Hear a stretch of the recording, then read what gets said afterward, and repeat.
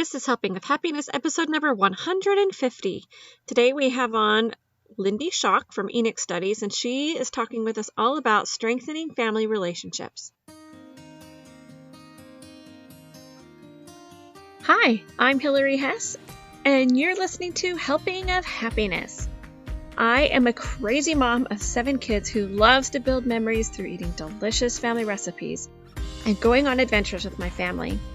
On this podcast, you'll be introduced to light-filled people and ideas that inspire me to be a better mom and help me bring family closer together and closer to Jesus Christ. Well, Lindy, say hello. It's so good to have you back. Oh, thank you. Hello. This is so fun. So we had Lindy on like 6 months ago. It seems like it was just before Christmas when we talked last time. Yeah. And today we're introducing a new segment of our podcast that we're going to be having, where we're going to be having these like little intervals where we're going to talk about our Come Follow Me study and how we're adapting that to our family. And Lindy is the expert at adapting these things to family.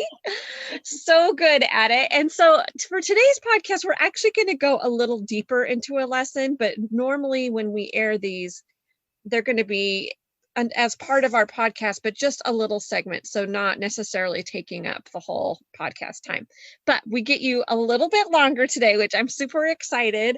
And so Lindy, let's just give a quick little brief about you and your family since it's been about 6 months. And in case we have new listeners that didn't have a chance to hear that episode, and then let's dive right into our topic. Okay, awesome. I am a mom of 3 girls. And the oldest actually has a birthday on Thursday and turns 7. And then the second turns 5 in a week, and then almost 2-year-old. So, and then my husband, he is a painter, not an artist painter, but he paints houses, but he is a craftsman in his work, and he actually works in a lot of the LDS temples. Fixing a lot of the stuff, damage and stuff, which is funny because I somehow in my brain think that the temples are just magically They magically right? appearing. And he comes home with pictures of moths in the windowsills and cracks and stuff, and I was like, oh, well, that's why they have people like you. So he's actually right now at the Rexburg Temple fixing some water damage from their windows. So very fun. And then I get to be a stay-at-home mom, and then I do this little business on the side. And there's my baby wanting my attention. And we hit a little snag today because Lindy's kids were sick all during the night, and so the babysitting didn't get to happen or anything. So we're just going to have little voices here and there on the podcast, and that's just mom life, and that's totally fine. Yes. It comes with the job. Let's talk about Enoch Studies just a little bit, just a quick recap of what you do with Enoch Studies. And then we're going to give you guys a little lesson today. It's going to be awesome. Okay, yes. Enoch Studies helps for the Come Follow Me curriculum. So every week there is a lesson that goes with the Come Follow Me topics. And follows the scriptures. And so there's an activity for your young kids. There's an activity for your older kids. So then you can have the same lesson in your family, and even activity days where you have kind of an 8-year-old and an 11-year-old.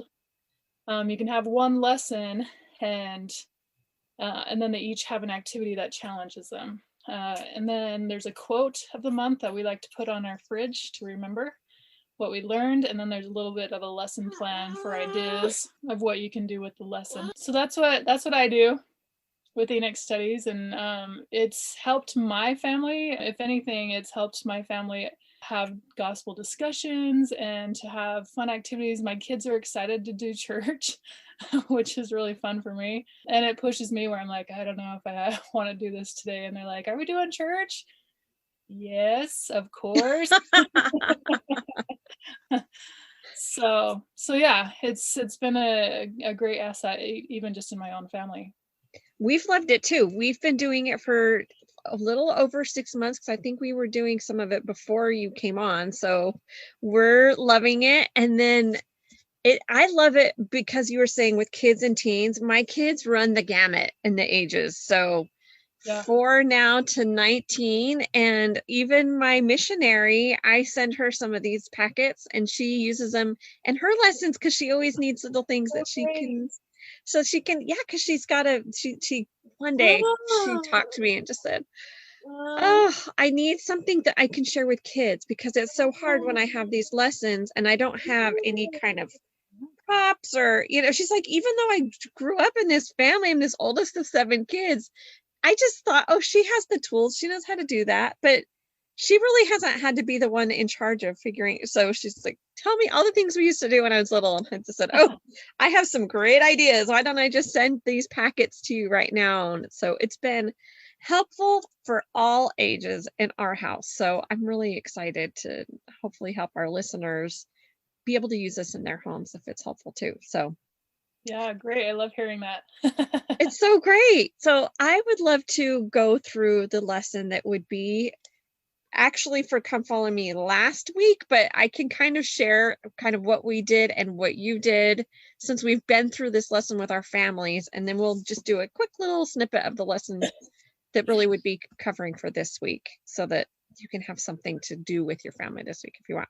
So I'm going to let you go ahead and take the stage and tell us about the packet that you got together, Strengthening Family Relationships, which my family really needed this week.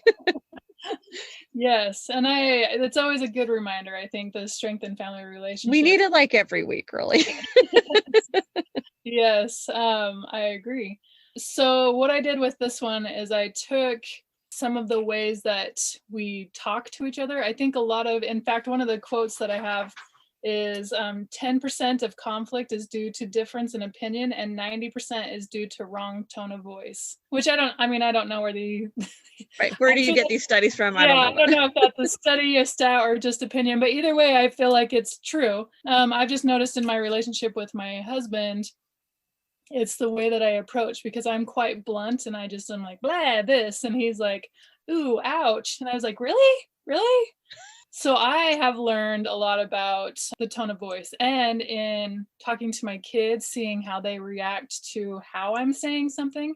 And I can say the exact same thing in a nice way and they respond totally different. I practice please and thank you and I ask my kids to, right? And so that's what this lesson is about is having changing the way that you say things. So I have just some ways you can say stuff like in a good way, concern, love, kindness, helpfulness, understanding.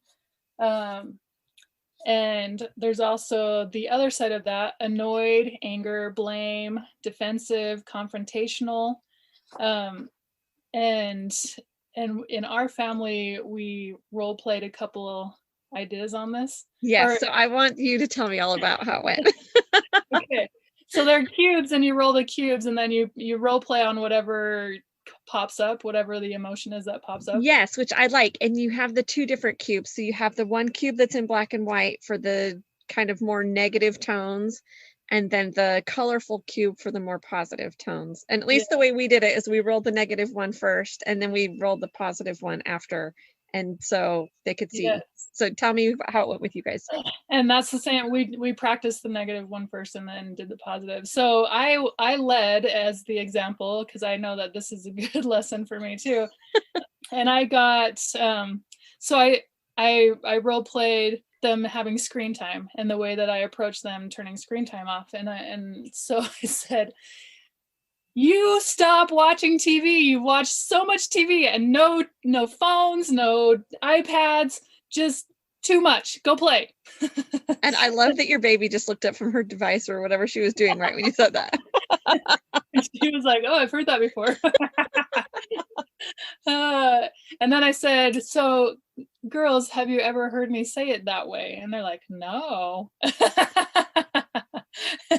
And I was like, that's very nice of you to say, but that's not true. I say like that a lot. Maybe not screen time, but I say it about, I have that tone of voice more than I care to admit. So then I said, okay, so how can we say it nice? And so they threw out a couple ideas and then I said, okay, so I call them zombies if they watch too much screen time. So then I I said, Eliza and Zoe, it's time to turn off the TV. You're turning into zombies. Let's go play. So I said it nice, and they all laughed, and it was fun. So then my oldest daughter, it was her turn to practice, and she got confrontational, and so I had to explain that that's like wanting to fight, like you go into it ready to fight. And so the role play was somebody had her toy, and so I said, okay, how do you do that confrontationally? And she goes, give me my toy. Bam. Like, pretended to punch me.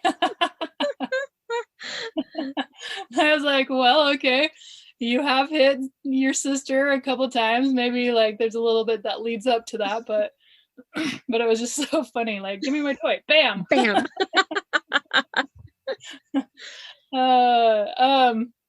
But it was really good. And then they did the same thing to my husband, who also said it in a way that was, his was giving them the wrong colored plate. And he's like, you get what you get. Just eat your food, dang it. And they're like, no, Dad never says that. Yeah. I love these selective memories that they have, right? Well, it's okay for me. I'm like, oh, maybe they'll grow up thinking that we never yelled. And so then we have the cubes on our table, and so if somebody says something in one of the negative cube ways, then we get to roll the positive cube. So you get to roll the positive cube and then practice it again, saying it again. So then it, instead of role playing, it kind of puts it in practical application so that they can see. And we have a saying in our family already that if they say something in a negative way, then I say, try a different way. And they know that means try it in a more positive way, try and say it nicely. So, which I think is so important, to give them a chance to try it again, because I know sometimes I say things and I don't realize my tone of voice the first time. I mean, sometimes I know that they mean it or that I mean it, but there's often times when I'm like, okay, wait, I really need to try that again too. So it's kind of nice to have a do-over when you're just, I don't know, like you were saying before, just kind of being blunt and saying things I don't always notice, so that's coming across. So it's even a good reminder for me. Okay, let me think about how I should say this in a way that would be more building instead of tearing them down.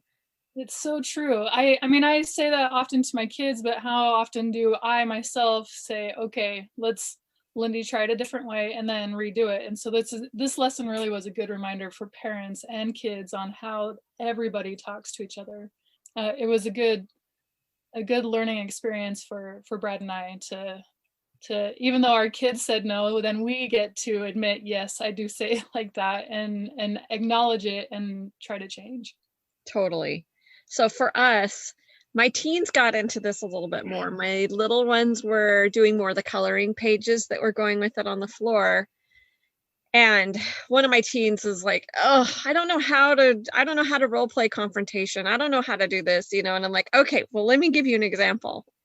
I don't even remember what I said. I remember it was like, you're getting into my stuff, or we always do this, or, I did something like that. And my little ones turn around and they just stare at me, and they're got these wide eyes and they're all scared. And I'm like, I'm really not mad.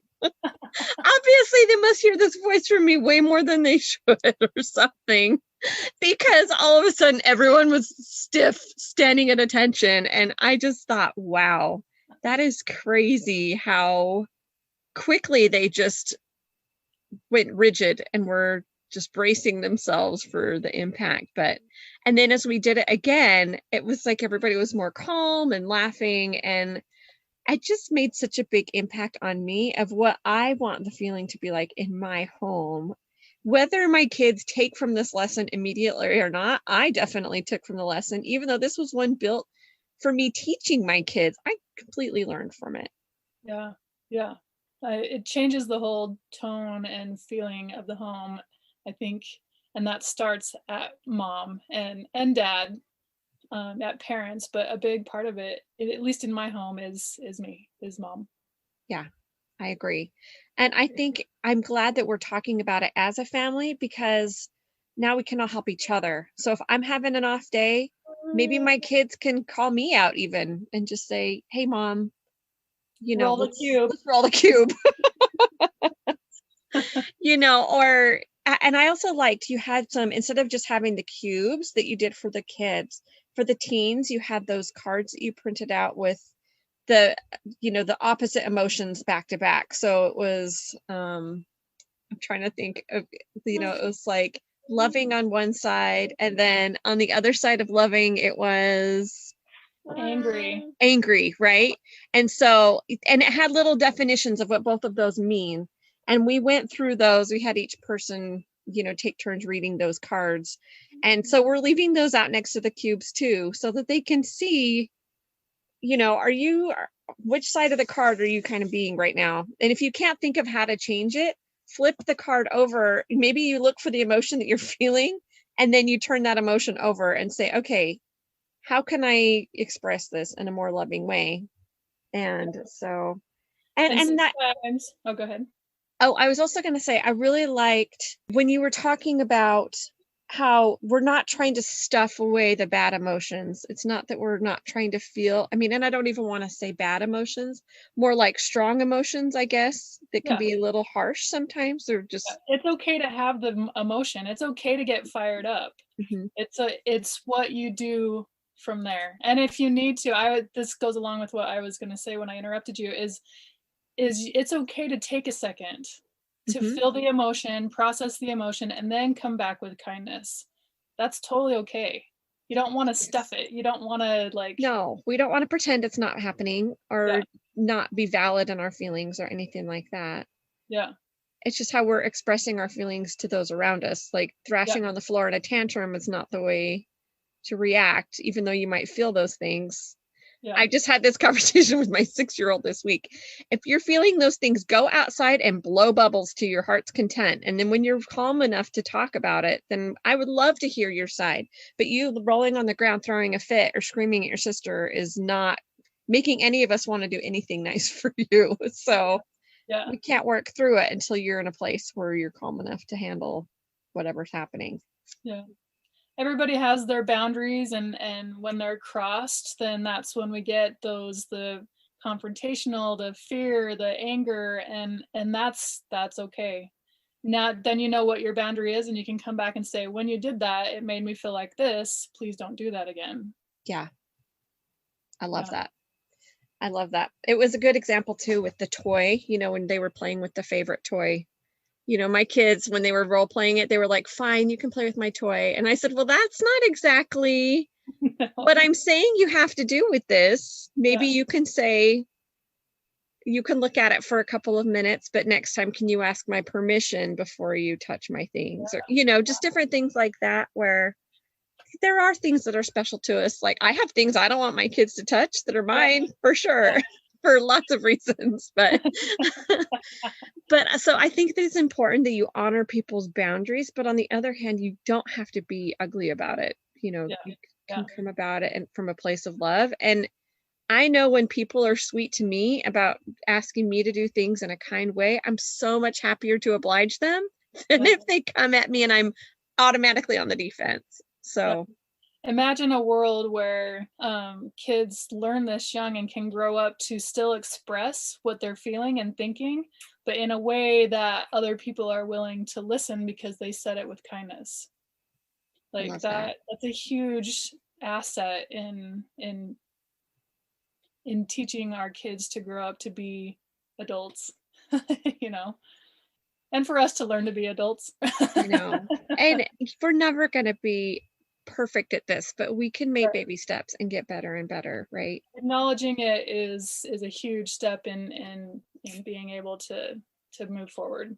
Yeah. So was there anything else in that lesson that we wanted to share? What else was in there? The only thing that I wanted to touch on as well is acknowledging or taking notice of facial expressions and intent. And that's the one thing that I helped my kids. And when I was showing them some of the faces, I was like, hey, are her eyebrows like this, furrowed, or are they up? And they say it's up. And then I say, are their eyes squinted or are they open? And is their mouth all and or is it, so then it helps them to see other cues, not just the feelings, but also facial expressions. And on the cards, it talks about intent. Whereas when you said this, was it intended to hurt somebody? You know, were you trying to communicate, or were you trying to injure? You know, and so just being able to see some of those other cues, I think, is important in communication. Yeah, I think that's really important too.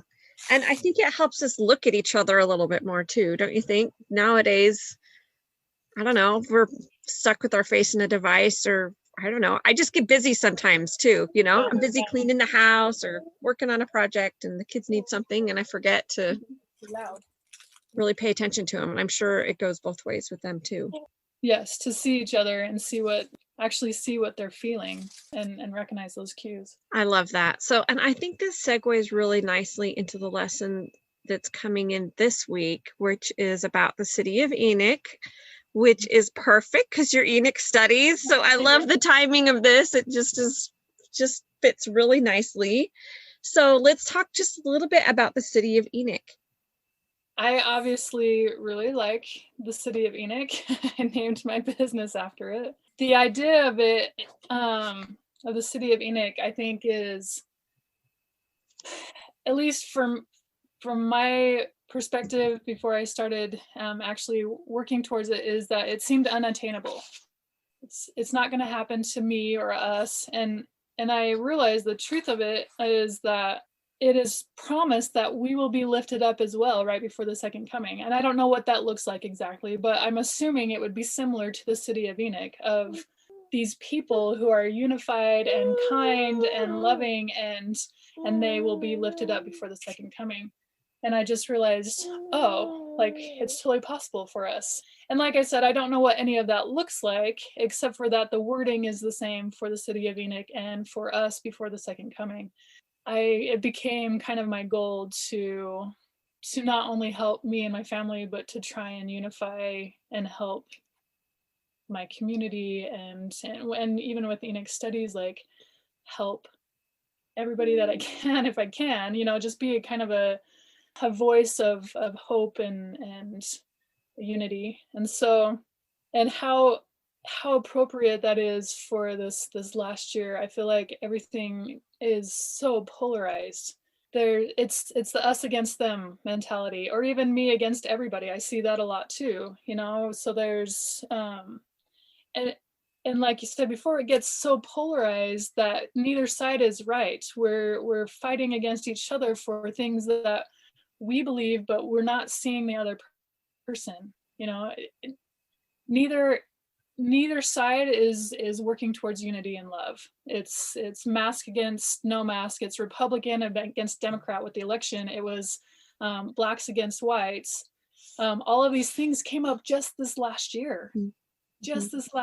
And in Moroni, when he's talking about his people being destroyed, one of the things that he says is that they lost the love for each other. No, it was Mormon. He said they lost the love for each other, and how I saw that this year, it was sad and scary that we lost the love for each other. And that's the very opposite of what the city of Enoch is. The city of Enoch is unity and love and helping, and not only that, one of the things I put in the lesson is that it doesn't mean that we're all the same. Like, it doesn't mean that we all act like this particular person who is perfect in our, you know, like, it's that we take our personalities and our weaknesses and our strengths, and we use those things together to create unity and love, and to help lift each other up. And if there's something that I'm not good at, you're good at it, and so you do it, and I support you in that, and vice versa. You know, that is, to me, what the city of Enoch means, and what we strive for. I teach Relief Society in my ward, and I bring that up often, like, hey, what do we do in our little neighborhood that we can apply this principle and help each other be accountable for it? And so then we have our family unit, which we just talked about with the strengthening of families, and then we have our neighborhood, and then we have our city, and then the country. Like, all of those things, we start at the at the core, at the nucleus, and then work out, and just help each other. The truth is that most people are good. And when I say most, I think 95% of people are just good, and they're just doing what they think is right for them and their family. And so whether it's wearing a mask, they have experiences that have told them that wearing a mask will keep them and their family safe. If it's not wearing a mask, then they have experiences that say, I don't want my family to wear masks, or myself. I talk in family units because that's my world, but I realize that there's a lot of people who are single and have different nucleuses. So to see their story and to respect that, and to know like I don't wear masks. I kind of have this belief that germs are good. I let my kid play in the dirt, and we share drinks, and it's gross to a lot of people, and I'm okay with that. But to me, that helps build a robust immune system, whether that's true or not. That's just my reality, right? And I have a neighbor who has at-risk people, and so when I go over there to see her, I'm happy to wear a mask, because that's her reality. That's what she sees. She's had people in her family die, and she has at-risk people in her home. That's just one example of the mask versus no mask. But it's seeing what other people's story is, and respecting that, and loving the person, and knowing that they're just trying to do good, and they're just trying to be good. And we all are imperfect at being that, right? We're all judgmental. We're all have information that taints our reality. Taint may not be the right word. Creates our reality. We all have different experiences that create our realities.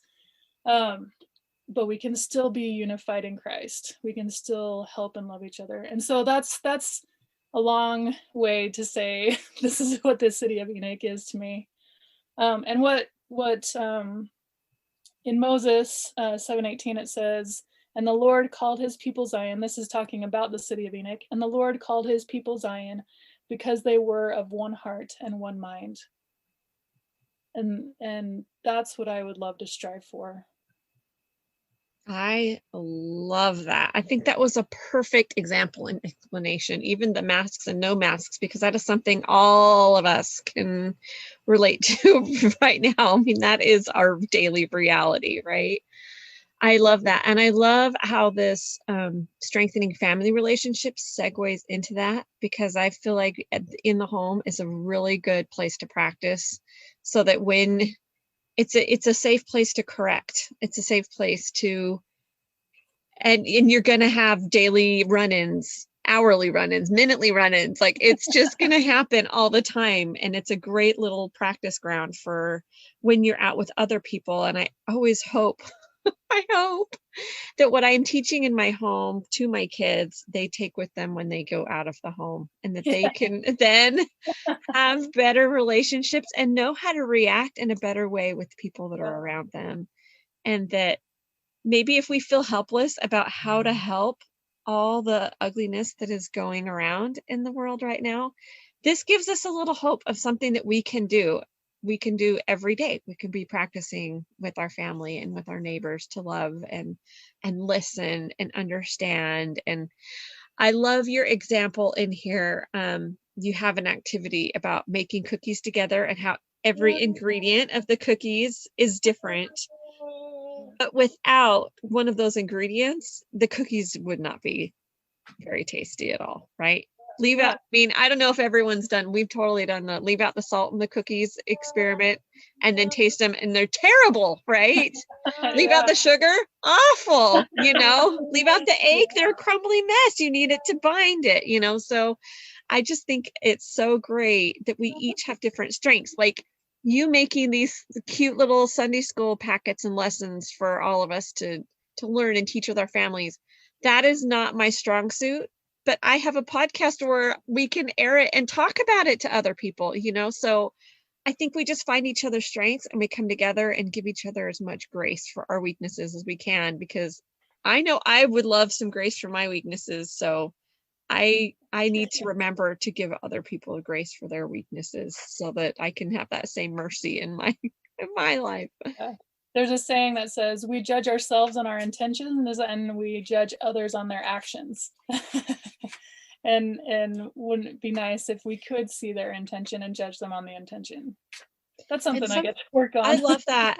I love that. And I think sometimes we can if we just listen. I think that's another thing I need to remember is that I just sit back and listen to why they feel the way that they do instead of just Yeah. feeling attacked or annoyed, that Yeah. we could really have some kind of understanding and love each other even more. Yeah. I think that's so good. Yeah. I love that. Well, and let's tell everybody one more time where they can find you so they can jump in and grab these packets. Let's talk about your packets actually really quick. So Enoch Studies, and tell about how you provide these packets and information and what you have available. We have what's called the family kit, and that is what includes, it has the lesson for the kid, the lesson for the youth, the quote for the week, and the lesson plan to tell you kind of what I was thinking when I put the lesson together. That's the family kit, and that has a lesson for each week. And then right now that is only available digitally, but we are working on launching a physical product that comes in the mail. I found that a lot of people either don't have printers or don't have ink in their printers because it's too expensive. So we'd like to provide the opportunity to get it in the mail, which is always more fun too, right? So, and then we also have a grandma package, which is that grandma can pay for it and then we send it digitally to their families. So it's a little bit cheaper for grandma to buy because I figured there would be like anywhere from 2 to 6 kids, right, is around the average. And so they can buy the initial kit and then add $2 for any family that they want to send it to on top of that.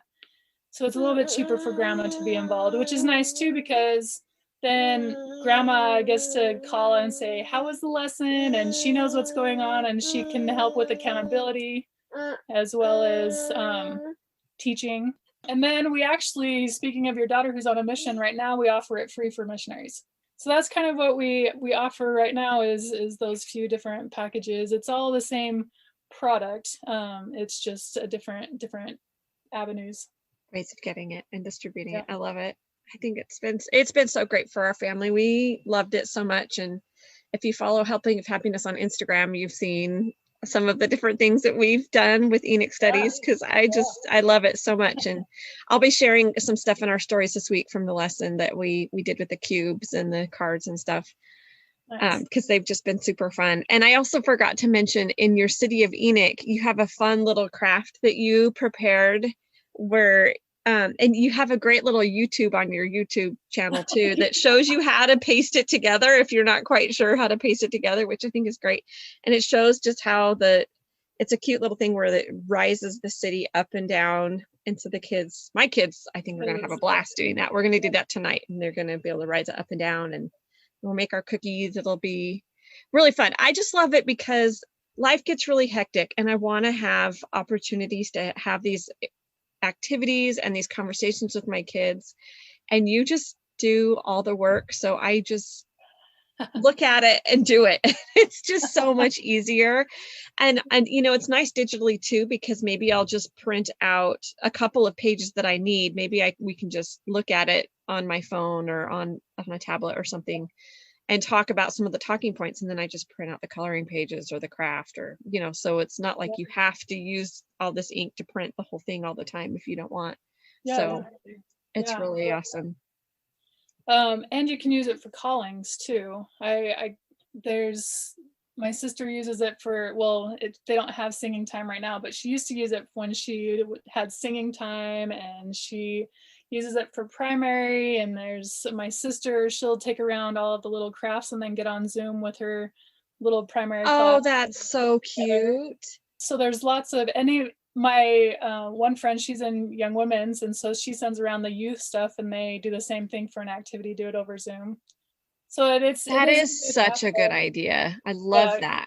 I definitely I teach Relief Society, so my world, it's my family that uses it, but I know there's lots of wonderful applications for callings too, especially right now with with things the way they are. So yeah, that's great. And I also love it because of the way things are right now. My kids have not been in a Sunday school primary setting for a year, and I miss them having those opportunities. And it took about 6 months of COVID for me to realize I think we need to make sure that we start doing this, because yeah. I'm sad that they're missing out on this. And so I just like, okay, Lindy's my helper now. She's going to help me get this little bits of primary in. And if you can't do it every week, of course, there's that. And you don't worry about it. You just do the lessons that you feel the most impressed to work on. But it's been awesome. We've used your Easter packets, and your general conference packets were a huge hit. My kids, she made these cute little faces where you put the different eyes and nose on the people to create what the speaker looks like. My kids loved that 6 months ago at conference, and they loved it again this time. I mean, it's just going to be our new staple that they love to do. So I want to add, I was actually putting those together at this conference, and I'm like, oh, I need to add this kind of nose and this kind of eyes. Right? So, yeah, in October, I'll have some new facial expressions for you, or facial features. Oh, they were so cute. I love it. And they even had my husband get into it, and they thought it was so funny, the faces he was making and he was doing. And, so it really is just fun, and I love it. It's been great. And I love your, let's give a shout out to your illustrator too. He does such a great job. He is. So we are both artists, but he does the illustrating. He draws people, and he draws Joseph Smith, and he draws Jesus Christ, and all of these things. Like, I can draw people, but not if you want it to look like a certain person, especially Jesus Christ, And he's just incredible. He has such a fun way to see things. So I'll send him ideas, and I'll get it back, and I'm like, that's not the way I had it in my mind. That's so fun. I often open up my emails laughing, because he brings so much life to the characters. So he's incredible. I'm super, super blessed to have him. His name is Kenny Jackson. We met on our mission in upstate New York, and then just kept in touch. So he does an awesome job. We love it. Yeah. It's so fun. Okay, thank you, Lindy. Yes, thank you, Hillary. Hey, don't turn off this podcast quite yet. We've got a promo code for you. Lindy has offered us a little discount on her shop, and I'm super excited to share that with you. Okay, so this coupon code is for 30% off at Enoch Studies. Okay, so are you ready? It is super easy. It's just happy 30 exclamation point. So HAPPY 30 exclamation point, and that will get you 30% off. So you can go ahead and subscribe, or you can get the Easter packets or the general conference packets, or whatever it is that you're really interested in over there at Lindy's shop. It is just so awesome, and you will love everything. It's so incredible. If you want to see more about Lindy, go check her out on Instagram, or on her Facebook page, or on her website, enochstudies.com. And we'll also be talking about her on our Instagram, and you'll find things about her all over our site as well. So go to helpingofhappiness.com. If you loved this episode, share it with a friend, and rate us and review us if you like us. Have a good week.